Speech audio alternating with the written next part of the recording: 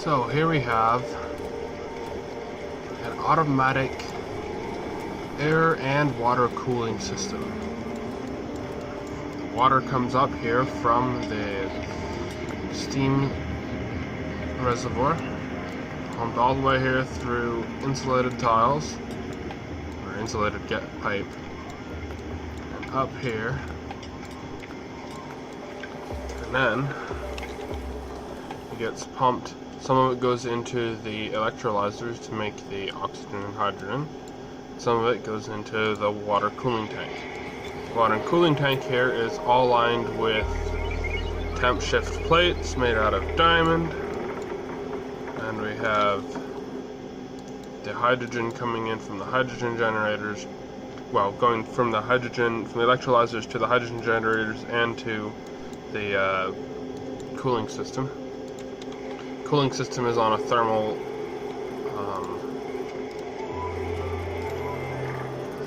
loop here. So if it gets too cold, the cooling system will shut off the gas supply to the anti-entropy nullifier. So here also we have temperature right here set to an AND gate, as well as a water gauge to automatically bleed off the excess water here. If you are getting too much water and you don't need the excess water, you could adjust the temperature. I think it's adjusting this temperature. It would adjust the whole system so that you use less water.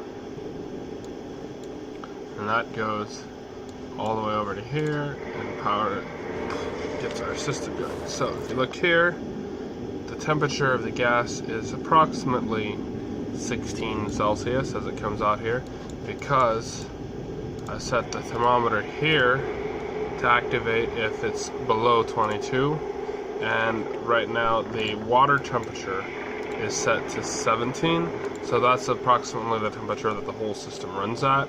So it really is more the water temperature. This is more just a fail-safe for when you're filling the system, because when you fill up the system, the air in here is way too hot and you have to wait for it to cool down and then start running. But it works perfectly. I'm bringing in, let's see, right now the water coming in is 67 Celsius, but that doesn't really matter because this system's made so that it fills up in here and then gets cooled down and only bleeds off as once the temperature reaches a certain low point, and then it will, as soon as it bleeds off, it starts refilling and the temperature spikes back up again and it shuts off the pump. So it just cycles like this and keeps the water at a constant temperature, and the temp shift tiles spread the water temperature into the air, so the air vents here, putting the hot oxygen, like this is coming out at almost 60 degrees Celsius, and venting into here, and then cooling down almost instantly as it hits this cold room and all the temp shift plates, the gold metal tiles, and then it gets sucked back out and sent into the base. And that's how you keep very nice, clean, good temperature air. Like, look at the temperature in here. It's all perfectly green. The temperature here, it's all hot, and it's too cold, but it balances out just right once you get the temperature controls set right. You don't have to use the what are they here? It's under utilities. You don't have to use these things at all. Just use a anti-entropy thermo nullifier. Works great. Now, obviously, this would fill up pretty quickly, so you need to have some other use of the water, or lower your water consumption, like slow the water intake here, so that it drains out faster, but you didn't have to worry about it getting cold too fast. So you'd have to adjust the temperature controls here.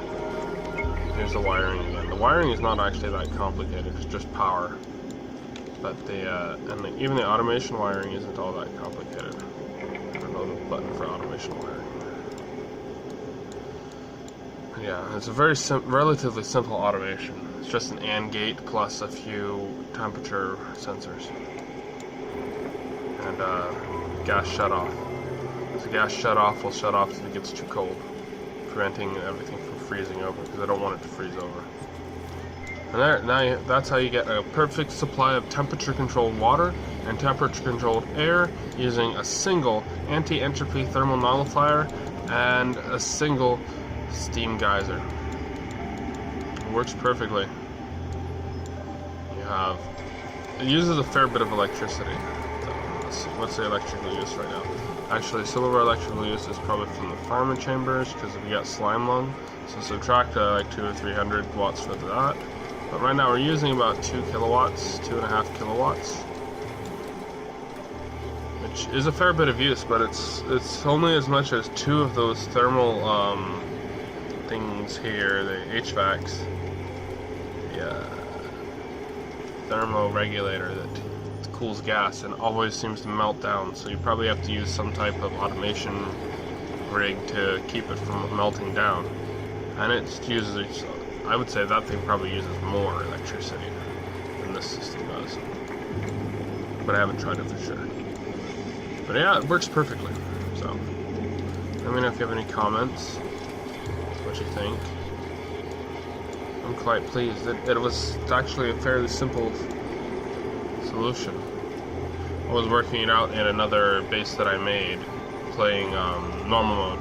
This obviously I built using the debug menu so that I could just make a quick video and show how I made it without having to spend 100 cycles researching.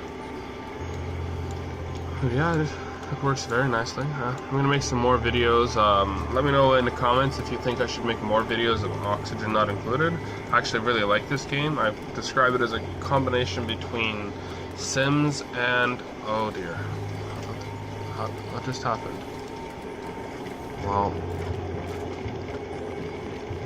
I have fireman chambers. Why did you die? Well, that was a fail. But yeah, you see how this works. So just don't let your guys get slime lung. But yeah. Anyway, thanks for watching. If you like this, don't forget to do the thumbs up, whatever, subscribe, and all that. I'm not gonna get 1,000 subscribers by February 20th, but oh well. Yeah, it's shaking. It's because I'm using my phone.